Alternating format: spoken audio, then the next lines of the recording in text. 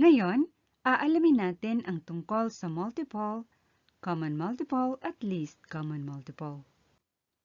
Una, ilista natin ang mga multiple ng 3. Dito, ilista natin ang mga bilang sa iisang linya ng pahalang. Sunod, ilista naman natin ang mga multiple ng 4. Dito rin, ilista natin ang mga bilang sa iisang linya ng pahalang. Sunod, bilugan natin ang dalawang common multiple ng 3 at 4 mula sa pinakamaliit na bilang. Kung titingnan natin mula sa pinakamaliit na bilang ng mga common multiple ng 3 at 4, ito ay ang 12 at 24. Isulat ang sagot ng ganito. Panghuli, bilugan natin ang least common multiple ng 3 at 4.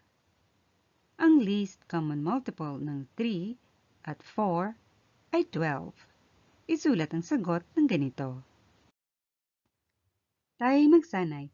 Pindutin ang pause icon at lutasin natin ang tanong sa pagsasanay. Pindutin ang play icon kapag nasagutan na ninyo ang tanong. Pagtugmain natin ang sagot. Number 1. Ang common multiple ng 8 at 12 ay 24, 48, at 72. Pangalawa, ang least common multiple ng 8 at 12 ay 24. Dito nagtatapos ang kasalukuyan nating pag-aaral. Ito ang katapusan ng ating pag-aaral sa araw na ito.